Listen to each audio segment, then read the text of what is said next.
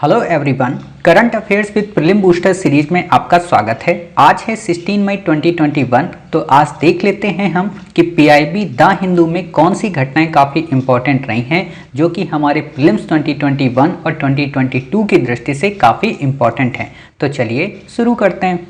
जैसा कि आप देख रहे हैं, ये हमारा current affairs with prelim booster 16 मई 2021 की न्यूज़ है, जिसके अंतर्गत आज हम काफ़ी इंपॉर्टेंट टॉपिक को कवर करेंगे जो कि पीआईबी और द हिंदू से रिलेटेड होने के साथ साथ अन्य भी कई न्यूज़पेपर को कवर करेंगे। तो जैसा कि आपको पता है कि आज हमारा जो पहला आर्टिकल है वो है आयरन डोम। ऑलरेडी हमने जब आपको अपने एडिटोरियल में इजराइल और पैलेस्टीन के विवाद को पढ़ाया था तो वहाँ पे हमने आयरन डोम के संदर्भ में आपको एक वीडियो क्लिप भी दिखाई थी।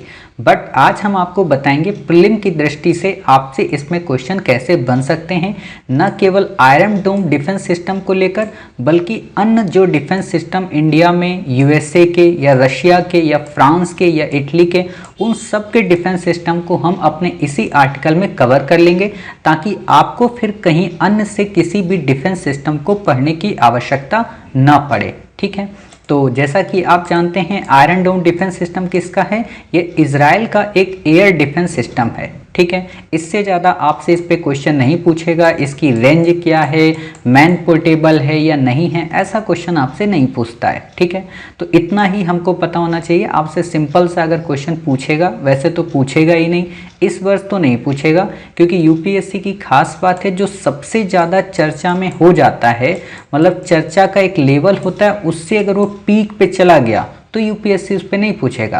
जैसे थर्ड पे इसलिए पूछा था क्योंकि ये ज़्यादा चर्चा में नहीं आ पाया था, हालांकि बस इसको डिप्लॉय ही किया गया था साउथ कोरिया में, बट पूछ लिया गया। लेकिन ये इजराइल का आयरन डोम काम कर रहा है और मीडिया में इस समय काफ़ी ज़्यादा चर्चा पे, तो आपसे नहीं पूछेगा। लेकिन इसके अलावा जो विश्व के अलग अलग देशों के पास अन्य जो डिफेंस सिस्टम हैं उस पर क्वेश्चन आ सकता है। ठीक, तो हम अन्य को पढ़ें इससे पहले हम एक क्लिक आपको दिखा देते हैं। ये है इजराइल का एयर डिफेंस सिस्टम यानी कि आयरन डोम। वास्तव में इस पूरे को बैटरी नाम दिया जाता है। बैटरी में 3 पार्ट होते हैं, एक होता है रडार सिस्टम, कंट्रोलर और ये वेपन्स वाला। ठीक है, तो इन तीनों को बैटरी कहते हैं। इससे ज़्यादा आपसे क्वेश्चन इस पर पूछा नहीं जाएगा और ना ही आपको याद रखने की आवश्यकता है। अब प्रश्न उठता है क्या इंडिया के पास भी कोई एयर डिफेंस सिस्टम है? तो बिल्कुल, इंडिया के पास बहुत सारे एयर डिफेंस सिस्टम हैं, जिसमें कुछ तो हमारे अपने हैं और कुछ हमने इंपोर्ट किए हैं। जैसे हमने S-400 मिसाइल इंपोर्ट कर रहे हैं, किससे बताइए? रसिया से। काफ़ी इंपॉर्टेंट है, कंट्रोवर्सी भी चल रही है, अमेरिका इसी चीज़ को लेकर नाराज़ रहता है। ठीक है, साथ ही इंडिया के पास पृथ्वी एयर डिफेंस सिस्टम है जिसको आप पैड पढ़ते हो, PAD। क्लियर? इसके अलावा एडवांस एयर डिफेंस सिस्टम है जिसको हम लोग AAD पढ़ते हैं। Ashwin advance air defence system है। MRSAM जो कि भारत व इजराइल मिलकर बना रहे, क्या है बताइए? Multi range surface air to missile. Clear? तो आपको ये पता होना चाहिए। फिर medium range surface to air missile. ठीक, अन्य मिसाइल कौन कौन से सिस्टम है डिफेंस? एरो 3 आपसे पूछा जा सकता है। एरो 3 किसका है? तो ये इजराइल व अमेरिका का है। पहले क्या था ना कि जब तक आयरन डोम नहीं बना था, आयरन डोम वास्तव में बना है कब? 2012 के आसपास। ठीक है, तो जब तक आयरन डोम नहीं था तब तक एरो 3 पर ही वर्क किया जाता था। समझ गए? फिर बात आती है यहाँ पे अगले डिफेंस सिस्टम की। S-400 ट्रम्प आप ये देख सकते हैं, ये है रसिया का। ठीक है, ऐसी मिसाइल है, आपने देखा होगा इंडिया परचेज कर रहा है। बाकी आपसे कुछ क्वेश्चन नहीं पूछा जाता है। फिर आता है हमारा अगला ground based mid core defence system यानी कि GBMDS, ये भी अमेरिका का है। A-135 ये रसिया का है, जो कि रसिया की राजधानी जो मॉस्को है वहाँ पे डिप्लॉय किया गया है ताकि किसी भी तरीके का मॉस्को राजधानी पे कोई अटैक ना हो सके। ठीक है, फिर आता है हमारा अगला एस्टर 13। ये किसका है? ये फ्रांस, इटली व यूके का संयुक्त उपक्रम है। देखिए, आपको इनको याद नहीं रखना, बस देखना है ऐसे। अच्छा, हाल ही में चर्चा में रहा एस्टर 13 क्या है, हाल ही में चर्चा में रहा S-400 क्या है, तो आपको ये बस पता होना चाहिए। ठीक है, फिर है HQ9 और या फिर FD-2000, ये किसका है? ये चाइना का। ये है क्या? आपको पता है ना, एयर डिफेंस सिस्टम। चलिए, फिर आता है MIM-104 पैट्रियोट PAC-3, ये क्या है? ये अमेरिका का डिफेंस सिस्टम है, काफ़ी ज़्यादा मतलब बेहतरीन माना जाता है अमेरिका सर्विस में इसको, ठीक है, और काफ़ी समय तक ये रहा है। फिर आता है थार्ड तो आपको पता है कि terminal high altitude area defence system है, किसका है? अमेरिका का। अमेरिका ने अपने जितने भी दुश्मन देश हैं, ये देखिए ये थर्ड है, ठीक है, तो आप देख के समझ जाएंगे कि अच्छा सबके सब लगभग सेम ही नज़र आते हैं, ठीक है, तो इससे ज़्यादा आपको यहाँ पे पढ़ने की ज़रूरत नहीं है। लास्ट हमारा यहाँ पे एक बचता है डेविड सीलिंग या मैजिक विंड, ये अमेरिका व इजराइल का संयुक्त डिफेंस सिस्टम है, समझ गए। इससे ज़्यादा आपको कुछ भी यहाँ पे पढ़ने की आवश्यकता नहीं है। अब आपको हम एक क्वेश्चन देते हैं, वो क्वेश्चन आप हमें कमेंट बॉक्स में बताइएगा कि इग्ला S1 डिफेंस सिस्टम किसका है, ठीक है, या इग्ला S1 बैलिस्टिक मिसाइल किसकी है, ठीक है, ये बताइएगा कमेंट बॉक्स में किस देश की है। इसमें हमारा अगला आता है अल अक्सा मस्जिद और शेख जर्रा शहर।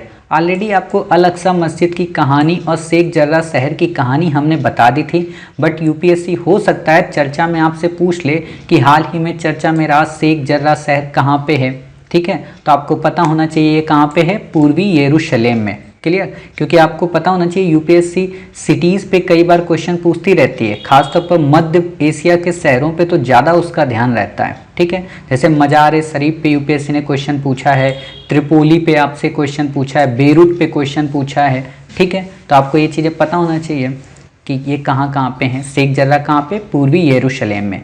जियोनिज्म एक शब्द चर्चा में रहा है, तो आपसे पूछा जा सकता है कि हाल ही में चर्चा में रहा शब्द जियोनिज्म का आशय है। वास्तव में ये एक यहूदी आंदोलन है जो कि इजराइल राज्य की स्थापना से रिलेटेड है, ठीक है, इससे ज़्यादा आपको याद नहीं रखना है। फिर आपको पता होना चाहिए कि हाल ही में सरकार ने नेशनल टेक्नोलॉजी डे को मनाया, अर्थात राष्ट्रीय प्रौद्योगिकी दिवस को मनाया, जो कि 11 मई 1999 को मनाया जाता था। क्यों मनाया गया? क्योंकि 11 मई 1998 को हमने अपना दूसरा पोखरण परीक्षण किया था, ठीक है। पोखरण परीक्षण क्या है कि हमने परमाणु बम को एक तरीके से चेक किया था कि अच्छा हम परमाणु बम बना सकते हैं, तो उसी की याद में हमने 11 मई 1999 को ये दिन मनाया कि हम इसे राष्ट्रीय प्रौद्योगिकी दिवस के रूप में जानेंगे। इसका कारण ये भी था कि जो हमारे साइंटिस्ट थे उस समय के, चाहे APJ अब्दुल कलाम साहब हों या फिर अन्य प्रमुख हों, उन सबके योगदान को सराहा जाए, ठीक है।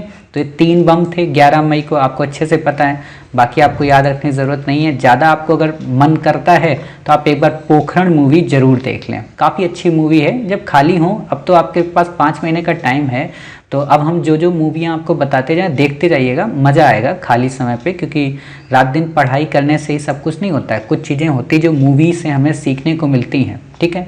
तो आप एक बार पोखरण मूवी ज़रूर देखना, ठीक है। तो उसमें यही सारी चीज़ें दिखाई गई, हाइड्रोजन बम वगैरह, व्हाइट हाउस, ताजमहल, आप देखते हो ना जॉन अब्राहम उसमें यही कहता है व्हाइट हाउस की लैंडिंग के संदर्भ में, तो आपको ये चीज़ें पता होनी चाहिए। काफ़ी इंस्पायरिंग मूवी है और बहुत कुछ आप उससे सीखेंगे, खासतौर पर वो एक IAS ऑफिसर की ही मूवी है, तो इसलिए इम्पोर्टेंट हो जाती है, ठीक है। अच्छा तो उसका नाम होता है। चलिए अब आती है इसमें क्या, वही बातें जो मैंने आपको बता दिया। इस दिन अटल बिहारी वाजपेयी के नाम पे भी इसको याद किया जाता है, क्योंकि उस समय अटल बिहारी वाजपेयी ने इस चीज़ की परमिशन दी थी। ये आपकी अल अक्सा मस्जिद है, ठीक है, आप देख सकते हो, यही वो डोम है जहाँ पे इस्लाम धर्म के लोग मानते हैं कि मोहम्मद साहब इसी से चढ़कर स्वर्ग की ओर गए थे, क्योंकि यहीं से सीढ़ियाँ लगी थीं। और अल अक्सा मस्जिद है, ये आगे की ये दीवार, यहाँ पे वो पहली बार आए थे, ठीक है, घोड़े से। तो यही बातें हैं, बाकी आपको यहाँ पे याद रखने की कुछ भी ज़रूरत है नहीं, समझ गए। अब इम्पॉर्टेंट यहाँ पे एक ये बन जाता है कि ऑपरेशन स्माइलिंग बुद्धा किससे रिलेटेड है, तो आप बता देंगे कि साहब ये पोखरण 1 के परीक्षण से रिलेटेड है, जो कि 1974 में किया गया था। देखो पोखरण 1 1974 में किया गया था, पोखरण जो 2 था ना वो हमने 1998 में किया था, अर्थात इसी समय आपको पता होना चाहिए कि कौन सा वार शुरू हुआ था, कारगिल वॉर, ठीक है। फिर बात आती है हक्की पिक्की जनजाति, चर्चा में रही है, सिंपल सा आपसे सुमेलित करने को क्वेश्चन आता है कि रियांग जनजाति कहाँ की है, तो आप बता देंगे त्रिपुरा की। हक्की पिक्की जनजाति कहाँ की, कर्नाटक की। ऐसे आपसे क्वेश्चन पूछेगा, ठीक है, तो आप बता दीजिएगा हक्की पिक्की कहाँ की है, कर्नाटक की। साइंस जो हमारा राष्ट्रीय प्रौद्योगिकी दिवस है, इस बार इसकी जो थीम रही है वो इम्पोर्टेंट है। थीम क्या है, सतत भविष्य के लिए विज्ञान और प्रौद्योगिकी। आप सोचेंगे सर इसमें लिखा तो विज्ञान और प्रौद्योगिकी है, बात यह है कि ये उल्टा लिख गया है, सतत भविष्य के लिए विज्ञान और प्रौद्योगिकी, ठीक है। 2021 की थीम है, आपसे सिंपल सा क्वेश्चन पूछा जा सकता है। आपको लग रहा होगा ऐसा आप क्यों कह रहे हैं, क्योंकि यूपीएससी ने एक बार क्वेश्चन जानते हैं क्या पूछा है कि 2011 की जनसंख्या की थीम क्या थी, प्रगणिक शिक्षिका, ठीक है। यूपीएससी ने क्वेश्चन पूछा है तो आपको पता होना चाहिए कि हाँ एक प्रगणिका शिक्षिका की बात वहाँ पे की गई है। ये आप हक्की पिक्की जनजातियों को आप ऐसे देख सकते हो, हालांकि इसमें हक्की पिक्की सब मिक्स हैं, ठीक। बस आपको इमेजिन कराने के लिए हम ये पिक्चर्स लगाते हैं। फिर हमारी अगली आर्टिकल है, जो अगला आर्टिकल है काफ़ी इंपॉर्टेंट, प्रधानमंत्री गरीब कल्याण अन्न योजना। अभी हाल ही में चर्चा में रहा है, हालांकि पिछले वर्ष भी कोविड-19 के पैंडेमिक के समय चर्चा में रहा था। तो ये है क्या, ये कोविड-19 के समय शुरू किया गया एक राहत कार्यक्रम है जो कि गरीबों को अन्न देता है, एक्स्ट्रा वर्ड देखना मेरा, एक्स्ट्रा वर्ड देता है, किसको, गरीबों को।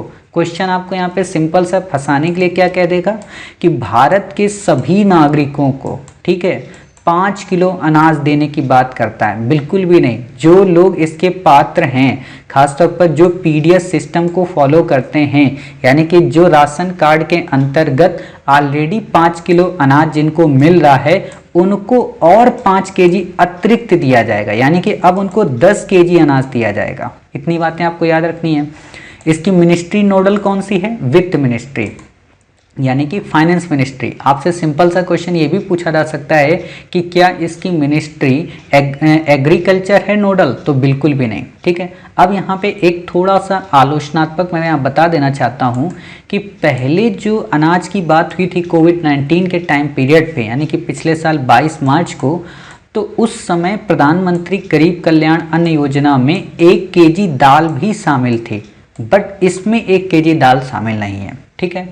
एक और बात कि राष्ट्रीय खाद्य सुरक्षा अधिनियम के अंतर्गत ही अतिरिक्त ये 5 किलो अनाज, यानी कि गेहूं या चावल, इनमें से किसी एक चीज को प्रदान किया जाएगा। उम्मीद है कि आप में से कई सारे लोगों ने लिया भी होगा गांव मोहल्ले में, ठीक है, तो आप ये समझ सकते हैं। बाकी आपको इससे ज़्यादा कुछ भी पढ़ने की इसमें ज़रूरत है नहीं। बाकी आप ये देख लीजिए, यही आया है आर्टिकल पीआईबी का, इसी को हमने वहाँ पे सिनॉप्सिस करके कर दिया है, ठीक। बाकी आपको यहाँ पे कुछ पढ़ना नहीं होता। देखो होता है क्या ना कि हम ये नंबर से पढ़ लेते हैं तो ये जटिल हो जाता है, इसीलिए आपको ये चीज़ें पढ़ने की ज़रूरत नहीं है कभी भी, ना तो आपसे कभी क्वेश्चन पूछेगा, ठीक। तो आप ये देख सकते हैं प्रधानमंत्री गरीब कल्याण अन्न योजना 1.7 लाख, ठीक है। 80 करोड़ गरीब परिवारों को, क्या सभी को दिया है, नहीं, 80 करोड़, 3 महीने तक 5 किलो अनाज, गेहूं और 1 किलो दाल। ये पहले का है, इसलिए मैं कह रहा हूँ कि ये दाल अब नहीं शामिल है, समझ रहे। फिर बात आती है महिलाओं के लिए कई सारी योजनाएं हैं या कई सारी छूट यहाँ पे दी गई हैं, मतलब उसी का एक मिक्सअप है गरीब कल्याण। अब ये गरीब कल्याण एक, देखो इसी को बोलते हैं गरीब कल्याण योजना, एक अम्ब्रेला स्कीम है। इसी में एक अन्य स्कीम आ गई, ठीक है, इसी में रियायत की आ गई स्कीम, अन्नदाता आय संरक्षण स्कीम आ गई, स्वास्थ्य कर्मियों के लिए आ गया, बीमा की सुविधा आ गई, मतलब काफ़ी सारी फैसिलिटीज़ आ गई, समझ गए। तो आपसे इतने तथ्यात्मक क्वेश्चन पूछेगा नहीं, बस आप एक बार नज़र इसमें मार लेना, ये पूरे के पूरे उस पर लिखना नहीं है, लिखना केवल इतना ही है जितना मैंने आपको बताया, ठीक है। अब बात आती है दीपोर भील की। दीपोर भील काफ़ी इंपॉर्टेंट है, क्वेश्चन पूछा जा सकता है। असम की ब्रह्मपुत्र घाटी में स्थित एक वेटलैंड है, ठीक है। इंपॉर्टेंट क्यों है, एक तो असम की में वेटलैंड है, दूसरी बात इंपॉर्टेंट ये है क्योंकि ये रामसर साइट के अंतर्गत आती है। अब आपके दिमाग में आता होगा कि साहब ये रामसर साइट क्या होती है, तो देखिए बात ये थी कि ईरान के शहर रामसर में हुआ क्या था, एक सम्मेलन आयोजित हुआ और उस सम्मेलन में डिसाइड किया गया कि एक काम करते हैं कि दुनिया भर में जितनी भी वेटलैंड हैं जो जल्दी से समाप्त हो जाएंगी, ध्यान देना मेरे वर्ड को, जो जल्दी से समाप्त हो जाएंगी उनको एक लिस्ट बनाओ और उनको संरक्षण दो। जल्दी से समाप्त होने वाली को नाम दिया गया मॉन्ट्रियक्स रिकॉर्ड, ठीक है, इतना याद रखना, उसको नाम दिया गया मॉन्ट्रिक्स रिकॉर्ड, ठीक। जो देरी से आर्द्र भूमि समाप्त होंगी, यानी कि जिन पर अभी तुरंत खतरा नहीं है लेकिन भविष्य में खतरा हो सकता है, उनको रामसर के अंतर्गत लिस्टेड किया गया। इतनी बातें समझ गए। आपसे क्वेश्चन पूछा जा सकता है कि मॉन्ट्रियक्स रिकॉर्ड किससे रिलेटेड है, रामसर साइट्स किससे रिलेटेड है, तो आप बता देंगे। ठीक, अब यहाँ पे इंपॉर्टेंट क्वेश्चन ये भी बनता है कि वर्तमान में भारत में कितनी रामसर साइट हैं? 42। आपसे ये तो क्वेश्चन नहीं पूछेगा, इस पे क्वेश्चन अंत क्या पूछेगा कि वर्तमान में भारत में जितनी भी रामसर साइट हैं वो सब की सब प्राकृतिक हैं, सब की सब मानव निर्मित हैं, कोई भी इसमें नेचुरल यानी कि प्राकृतिक के अलावा सांस्कृतिक या मिश्रित नहीं है। तो आप बता सकते हैं नहीं साहब हमारे यहाँ तीनों हैं, प्राकृतिक भी है, मिश्रित भी हैं। ठीक है, तो आप ये बता सकते हैं मानव निर्मित भी हैं। अब यहाँ पे एक बात इंपॉर्टेंट, वो क्या कि आखिर का 42 वो रामसर साइट्स हैं कौन सी? ठीक, तो 42 रामसर साइट्स की हम लिस्ट देख लेते हैं, और ताकि हमें जब भी क्वेश्चन पूछा जाए तो हम अच्छे से बता सकें। ठीक, तो ये 42 की 42 पूरी रामसर साइट्स हैं। अब आपको यहाँ पे एक काम करना है। क्या काम करना है कि आप इन 42 में से किन्हीं भी 5 वेटलैंड्स को नाम और उनका स्टेट कमेंट बॉक्स में लिख दीजिएगा। हालांकि हम आपको बता दे रहे हैं, आप उनके बस बता दीजिएगा हमें कमेंट बॉक्स में, यानी कि आपका ये दूसरा काम आज है। ठीक, तो पहला क्या है? कोलेरू लेक, दीपोर भील अभी हमने आपको बता दिया असम में है, तो आपको कोलेरू लेक बताना है कहाँ पे है, वूलर लेक आपको बताना है कहाँ पे है, लोकटक लेक कहाँ पे, इसको बता देना है आपको। ठीक है, और आप केवला देव के बारे में बता देंगे। आप ये 4 हो गए, एक और आप बता दीजिए अच्छा कि यहाँ पे आप नंदौर महादेवेश्वर, ये आप बता दीजिएगा 5। ठीक है, कोलेरू, वूलर, लोकाटक, केवला देव और नंदौर महादेश्वर, इन साइट्स के बारे में आप बता दीजिएगा कि इनका स्टेट कौन कौन सा है। इससे ज़्यादा आपसे मैं नहीं पूछ रहा। कोलेरू लेक आप बता सकते हो, दीपोर भील, नल सरोवर, ये अभी नल सरोवर हाल ही में किया गया, पोंग डैम हाल ही में किया गया, रेणुका, ठीक है, चंद्रताल, वूलर, तोसोमुरी, होकरा, ठीक है, सुरनसूरी, अष्टमुडी, सष्टामकोट्टा, वेम्बनाड, भोज, लोकाटक, चिल्का, भीतरकणिका, हरिके, कांजली, रोपण, शांभर, केवलादेव, पॉइंट कैलेमर, रुद्रसागर, अपर गंगा, ईस्ट कोलकाता, सुंदरवन, नंदौर, केशवपुरा, ब्यास, नंगौल व्यास, नवाबगंज ये कानपुर में है। ठीक है, पार्वती, शमन, शमसपुर, संडी, सरसौल, ठीक है, आसन, कबरताल, असन को अभी दिया गया है। ठीक है, सूर सरोवर, लोनार और तोसोकार वेटलैंड, इनमें से आपको सबको बताना, सबको देख लेना है लिस्ट कि ये लिस्टें कहाँ कहाँ पे हैं। ठीक है, बाकी आपको केवल 5 को हमें कमेंट बॉक्स में बताना है और ये लिस्ट याद रखना है। हो सकता है कई बार क्वेश्चन आपसे ये भी पूछ ले कि इनमें से कौन रामसर साइट्स में शामिल नहीं है, क्योंकि आजकल यूपीएससी 30-32 पॉइंट को नहीं देखती है। वो जब 24 एमएसपी पे क्वेश्चन पूछ सकती है, 20 कंट्री G20 पे पूछ सकती है, तो 42 उसके लिए तो आसान ही है। ठीक है, तो आपको ये याद रखने की ज़रूरत है, आपसे क्वेश्चन पूछा जा सकता है। क्लियर? तो इससे ज़्यादा आपको यहाँ पे याद रखने की आवश्यकता और कुछ नहीं है। फिर आता है हमारा ओसिरिक्स मिशन, काफ़ी इंपॉर्टेंट है, सिंपल सा क्वेश्चन आपसे पूछा जा सकता है। ओसिरिक्स मिशन क्या है? ये नासा का अंतरिक्ष मिशन है। क्या करेगा? बेनू क्षुद्रग्रह से मिट्टी लाएगा जाके। बेनू क्षुद्रग्रह है क्या? वास्तव में क्षुद्रग्रह होता क्या है? तो क्षुद्रग्रह को इंग्लिश में बोलते हैं एस्ट्रॉयड, आपने सुना होगा। तो ये जो एस्ट्रॉयड्स होते हैं वास्तव में सन की परिक्रमा करते हैं और एक ये चट्टानी पिंड होते हैं, मतलब चट्टान के छोटे छोटे टुकड़े होते हैं, इसीलिए इनको हम क्षुद्रग्रह बोलते हैं। और मूलतया जितने भी क्षुद्रग्रह हैं वो मार्स और जुपिटर के मध्य पाए जाते हैं, मतलब मार्स और जुपिटर की कक्षा के मध्य ही पाए जाते हैं ऑर्बिट के। सिंपल सा क्वेश्चन पूछेगा कि क्षुद्रग्रह क्या मंगल और बृहस्पति के मध्य पाए जाते हैं? आप कहेंगे बिल्कुल सही बात है, उसी के मध्य पाए जाते हैं। आप ये देख सकते हो ओसिरिक्स मिशन है। ठीक है, इसमें सारी चीज़ें दी गई हैं। वाई एस्ट्रॉयड बेनू मैंने ऑलरेडी आपको बता दिया, इससे ज़्यादा आपको यहाँ पे डिटेल में पढ़ने की आवश्यकता नहीं है। ठीक है, ये मिशन जाएगा, वहाँ से मिट्टी को थोड़ा सा लेगा। और क्यों जानते हो मिट्टी को ले रहा? क्योंकि ये जो बेनू क्षुद्रग्रह है, माना ये जा रहा है कि इन फ्यूचर ये इंडिया से टकरा सकता है। ठीक है, यानी कि अर्थ से टकरा सकता है, और अर्थ से टकराएगा तो अर्थ में तबाही मच सकती है। तो ये अभी लेने गया वहाँ से मिट्टी, और मिट्टी लेकर आएगा वापस, तो नासा वाले उसके लिए एक क्या बनाएंगे? मिसाइल, ताकि वो उस मिट्टी के पूरे ढेर को, पूरे के पूरे पिंड को तोड़ सके। अब मान लो धोखे में भी नासा वालों ने कोई ऐसी मिसाइल भेज दी जो इसको तोड़ ही ना पाए, तब तो दिक्कत हो जाएगी। तो इसीलिए पहले वहाँ पे निरीक्षण करने गया है कि ये किस तरीके की मिट्टी है, ताकि इसको हम अपने हथियार से फोड़ सकें और इसकी दिशा को डाइवर्ट कर सकें। क्लियर? तो आपको बस इतना यहाँ पे याद रखना है कि ओसिरिस मिशन किसका है, नासा का है, क्षुद्र ग्रह रिलेटेड है, बेनू क्षुद्र ग्रह मंगल और बृहस्पति में पाए जाते हैं। अब यहाँ पे एक और आता है बात, जब हम इस एस्ट्रॉइड की बात करते हैं तो एक और वर्ड आता है क्यूपियर बेल्ट का। क्यूपियर बेल्ट आपसे सिंपल सा क्वेश्चन पूछा जा सकता है, कहाँ पाई जाती? तो ये नेपच्यून के बाद पाई जाती है। ठीक है, इससे ज़्यादा आपको यहाँ पे याद रखने की आवश्यकता नहीं है। ठीक, तो उम्मीद है आज के आपने आर्टिकल सारे कवर कर लिए, इससे ज़्यादा आपको आज कवर नहीं करना है। बाकी इससे रिलेटेड जो भी MCQ होंगे वो कल सुबह मॉर्निंग में आपको हमारे टेलीग्राम चैनल पे मिल जाएंगे, 5 MCQ।